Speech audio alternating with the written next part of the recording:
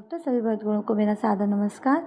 इस वर्ष 16 अगस्त को एक साथ 3 बड़े योग आ रहे हैं जो मिलकर हमारे भाग्य को बदल देंगे और पुण्यों को हमारे जीवन में भर देंगे और हमारे पाप कर्मों का नाश करेंगे, हमारी रेखाओं को बदल देंगे, यानी दुर्भाग्य को बदलकर सौभाग्य में परिवर्तित कर सकते हैं।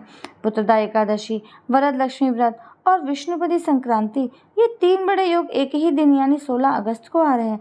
तो आइए जानते हैं कि इन योगों के बारे में सब कुछ, कि हमें क्या करना है और क्या नहीं करना है। पुत्रदा एकादशी। पुत्रदा एकादशी, जैसा कि इसके नाम से ही आप समझ रहे हैं कि पुत्र प्राप्ति करने का व्रत। कई लोग कुतर्क करते हैं कि हमारे पास पुत्र है, हमारे पास संतान है, तो हम पुत्रदा एकादशी का व्रत क्यों करें।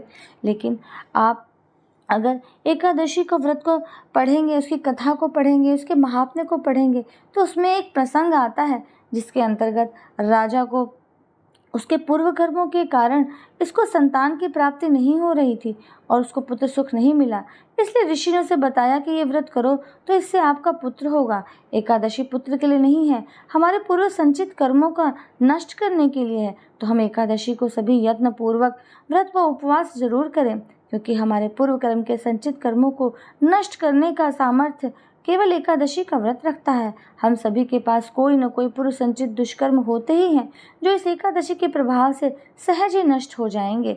एकादशी शुरू हो रही है 15 अगस्त 10:26 अर्थात सुबह 10:26 से, अर्थात 15 अगस्त को भी आपको चावलों का सेवन नहीं करना है और अगले दिन 16 अगस्त को आपको एकादशी का व्रत रखना है तथा उसके अगले दिन 17 अगस्त को आपको इसका पारण सुबह 8:05 तक कर लेना है।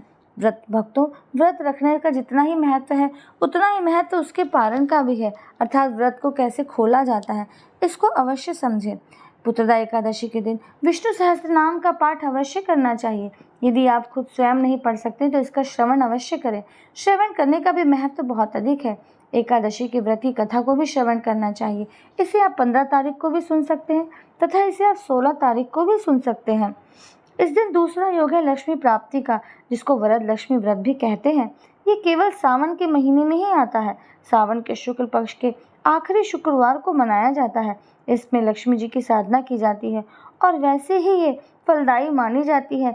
जैसे हम दीपावली में लक्ष्मी जी की साधना करते हैं, ऐसे ही फलदायक है ये वरद लक्ष्मी व्रत। एकादशी के साथ साथ लक्ष्मी जी का पूजन कितना सुंदर संयोग है। एकादशी नारायण का दिन है और वरद लक्ष्मी व्रत माँ लक्ष्मी का दिन है, यानी ये दोनों योग एक ही दिन है, अर्थात लक्ष्मी नारायण का योग है। अद्भुत संयोग है, तो मौका मत चूकना और पूजन शाम को सूर्यास्त के समय करना है। लक्ष्मी जी का पूजन घर में दीपक जलाकर दरवाजे पर और लक्ष्मी जी का खूब विधि विधान से पूजन करना चाहिए। वरद लक्ष्मी पूजन की विधि बिल्कुल संपूर्ण वैसे ही है जैसे आप दीपावली के दिन लक्ष्मी जी का पूजन करते हैं या आप वैभव लक्ष्मी व्रत का पूजन करते हैं। इसकी सामग्री भी वही है तथा आप इसकी तैयारी पहले ही कर लें ताकि 16 तारीख को आप आराम से व्रत लक्ष्मी के व्रत में एक पूजा संपन्न कर सकें।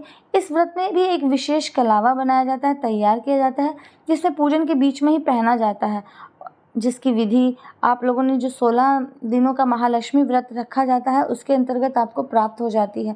इस व्रत को आप ज़रूर करना। यह व्रत आपको शाम को करना है। जो लोग बाहर जाते हैं, ऑफिस जाते हैं, शाम को देर से आते हैं, वे इस पूजा को रात में भी कर सकते हैं।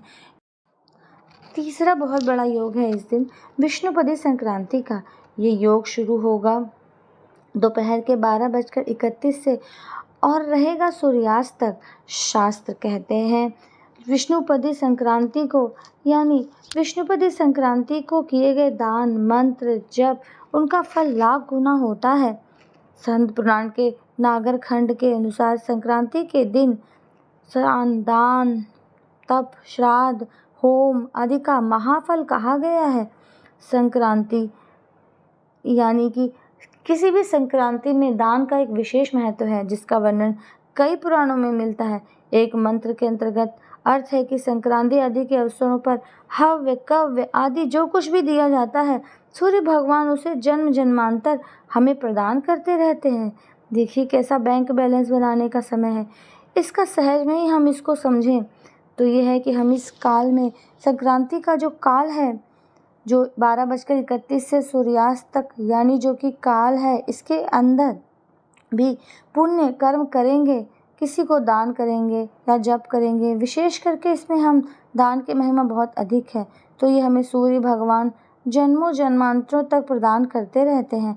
ये संक्रांति में दान की ऐसी अद्भुत महिमा है, तो दान हमें क्या करना चाहिए? जिसको भी जो आवश्यकता हो, तो ज़रूरतमंद को धर्म अनुसार आप दान करें। उसे आपके पास कुछ भी नहीं है, तो आपके पास इतना सामर्थ्य नहीं है कि आप किसी को दान कर सकें, तो कम से कम आप चींटियों को आटा और शक्कर डाल सकते हैं। भुना हुआ आटा डालें।